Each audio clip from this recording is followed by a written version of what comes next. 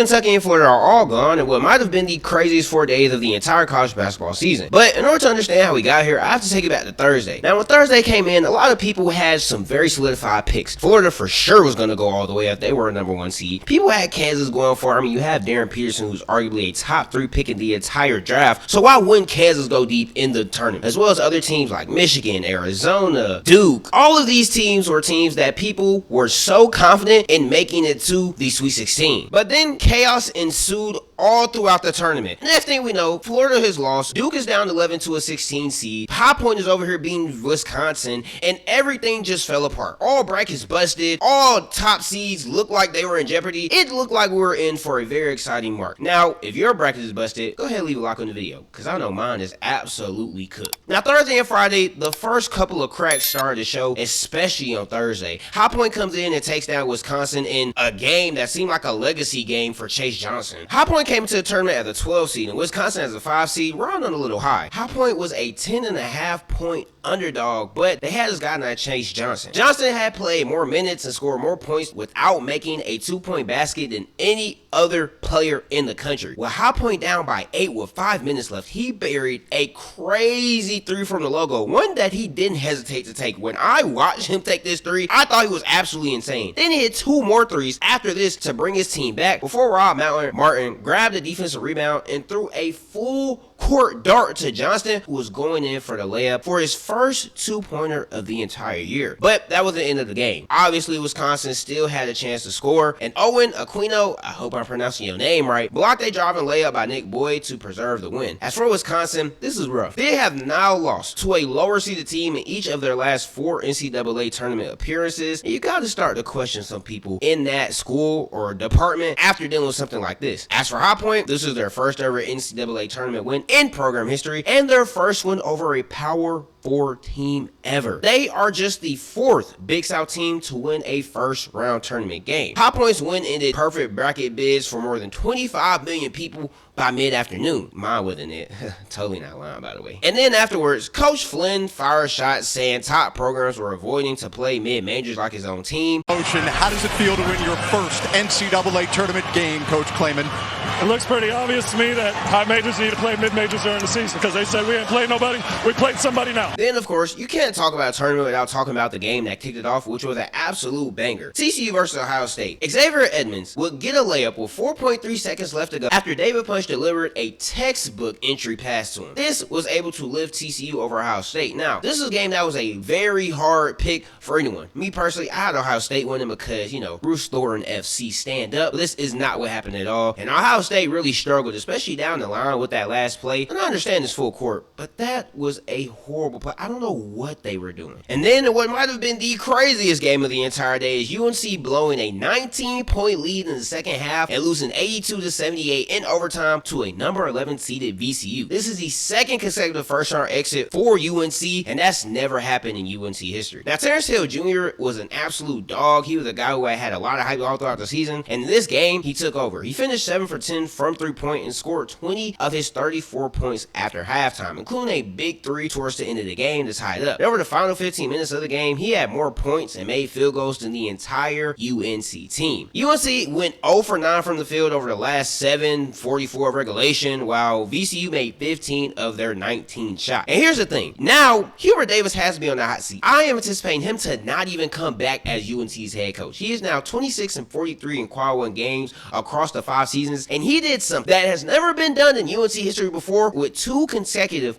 first round exit. And then finally, you have what was probably the biggest scare of the entire day. Duke was down by 11 at halftime to Siena. They became the first 1 seed in NCAA history to trail by double digits to a 16 seed at halftime. But naturally, Duke being the university and team that they are, they rallied from 13 points down and didn't go ahead and secure the game until the last final minutes, and they escaped with a 71-65 win over Siena. And Siena was actually playing crazy this game. None of their starters ended up going out, and you could kind of see this going down the line as they just looked tired, which is why they were missing a lot of their shots. Naturally, Cam Boozer, being the projected top 3 pick that he is, finished with 22-13 and was one of the ones who was holding Duke together when everybody else just couldn't get a singular thing going for themselves. And Duke actually, they came out afterwards and they were honest. They had said, yeah, he outcoached me, and a lot of Duke players admitted that they really just overlooked Siena. And nothing crazy really happened after this. UCLA took care of business versus UCF. Friday really didn't mention anything crazy that really happened, so Saturday came,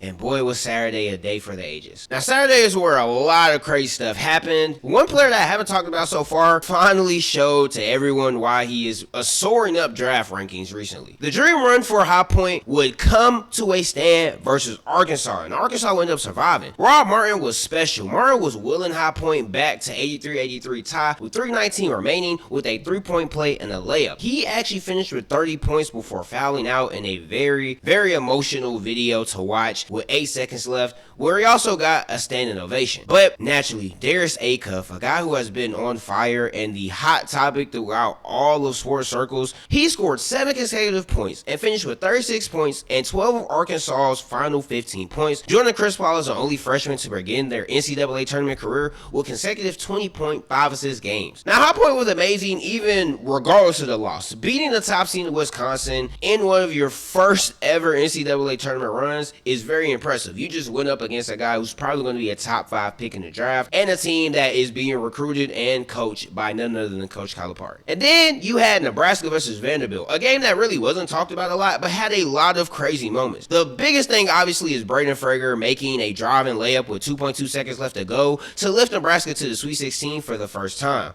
But it almost didn't happen. Tyler Turner shoots a crazy shot from half court and it just rimmed in, rimmed out. It was like almost in the rim, like damn near halfway down before it shot right back up that bitch. The crazy thing is, for Nebraska, they had never won a March Madness game until beating Troy 2 days earlier, and now they found themselves in the Sweet 16. And then another big name coach ended up going down, and Mark Few. Texas ended up beating Gonzaga, and they became the first team in 5 years to go from the NCAA tournament's first 4 all the way to the Sweet 16, and they had to get 3 wins in 5 days. Now, Gonzaga actually did fight back, and they had cut it to a 1-point game with about 40 seconds left, but Camden Heed made the shot of his life. A corner 3-pointer with about 14.7 seconds left to seal the dub. Now, Pope and Modest led the team with 17 points for Modest and 9 rebounds, while Jordan Pope had 17 of his own and 3 assists. Now, Gonzaga has now missed the Sweet 16 for 2 consecutive seasons after making about 9 straight appearances prior, and Mark Few now has the record for the most wins without the national championship in the NCAA tournament with 45 tournament wins. And a game that was one of my favorite games to watch was Michigan State versus Louisville. The main talking point of this game is Cohen Carr. He recorded his first career double-double with 21 points and 10 rebounds, but Cohen Carr was unstoppable. He was able to get to the rim at will. He was dunking. He had his tongue out like MJ at one point. He was making jump shots, and that's been the biggest thing for Cohen Carr, who we know the athletic freak that he is, but if that boy can start making some jump shots, it's going to get really scary. For Louisville, they can kind of feel a little bit better because Mikael Brown Jr. wasn't able to play because he had a back injury, and they still were able to keep it pretty close, but Tom Izzo has now advanced to the Sweet 16 for the 17th time in his entire coaching career. Now, I'm not going to lie, if your bracket is still intact at this point, salute to you because my bracket was absolutely cooked at this point. As a matter of fact, drop your bracket down below so I can see who you had making it to this point in the tournament. Then you had Sunday, and the game of Sunday was none other than St. John's versus Kansas. Kansas had to overcome a 14-point deficit at halftime to tie the game with just 13 seconds left. But Dylan Darling had hit a driving layup as time expired to send St. John's to their first Sweet 16 since 1999. The crazy thing is, Dylan Darling hadn't scored all night. He missed 4 of his threes, and Patino knew it, but Patino had a different type of confidence in this guy. It takes some balls to put the ball in the hands of somebody who hasn't made a shot all game, and for said dude to look his defender in the face and say, I'm just going to drive right by you and hit the game-winning layup over you. Like, I'm just that much better than you. Honestly, Kansas was struggling all game. They did erase a 24-point deficit, and freshman Darren Peterson, who,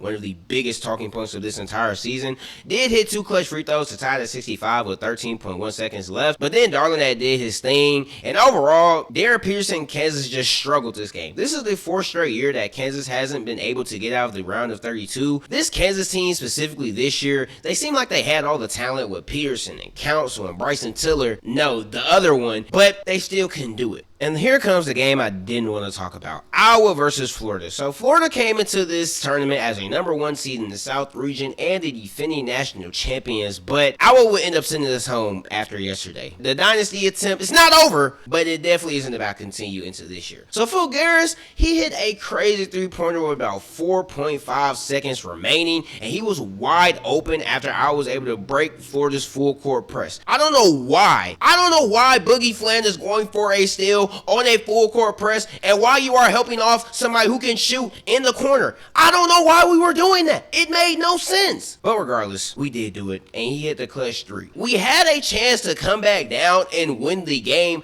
Xavier Lee just got the ball. Iowa did press up on him a lot, so it was going to be hard for him to get a shot off. I just feel he could have did way more with the ball in his hands, bro. But that kind of speaks to how the entire season was for that backcourt. They just didn't look good. I guess Iowa just kind of had their number last night, bro. I really don't even want to talk about it. But what I will say is Iowa's win over Florida gave the Big Ten 6 schools in the Sweet 16. Illinois, Purdue, Michigan, Michigan State, Nebraska, and Iowa. And that's the conference most since 1975. And that's tied for the second most from one conference in Sweet 16 history. And it kind of makes you think, like, let me know down below, is the Big Ten the best conference in the entire country? And then the game that officially busted everybody's bracket, Tennessee was able to beat Virginia 79-72 in a game that I did not see coming. When it came to who was very key for Tennessee, Jacoby Gillespie scored 21 points and totaled 50 points across 2 games after scoring 29 in the first round against Miami, Ohio. I haven't been the biggest fan of Nate Ament, but I ain't gonna cap, bro. He was scoreless in round 1, showed up, got 16 points in round 2, and had some nice defensive plays as well. Now, when it comes to Virginia had it within 2 points with 5 minutes left in regulation, but Tennessee would end up pulling away because they made them free throws. And after all that chaos, the Sweet 16 is set, and it's nothing like what anyone predicted. Every Big Ten team had came in, and for them to have 6 teams in the Sweet 16, absolutely insane. I couldn't have called it coming from a mile away. At least my team that I think is going to win it all still has a nice little chance. Now, I will be dropping my Sweet 16 predictions later on this week, breaking down every matchup, every pick, just giving you who I think is going to win in a very raw and unfiltered way. So make sure you subscribe so you don't miss out on it. And honestly, this weekend was insane. From Iowa hitting that crazy shot to beat my Florida Gators, to High Point, Chase Johnston taking that crazy logo 3, to them beating Wisconsin and being in a dogfight versus Arkansas, to Darius Acuff being showcasing why he's one of the top players in this upcoming draft cycle. It was insane. And then North Carolina blowing a 19-point lead, effectively ending, or what should end, Hubert Davis's career in UNC. I'm not going to lie to you, bro. I've seen a lot of the discourse. This round 1 or this first weekend was an absolute banger. What I think the best game was, I mean, it kind of has to be that High Point versus Wisconsin game. I know you have other games that were closer, buzzer beaters, all this different type of competitive things, but the energy in that High Point game was something that I had never ever really heard before. Or I have, but it's very rare to see something like that. But the Sweet 16 is here, and I'll be dropping a video on that later. But as of right now, y'all let me know who y'all got making it to the Elite 8 and the Final 4. But that's all I got for now. I'll end up seeing y'all later, and until next time, peace.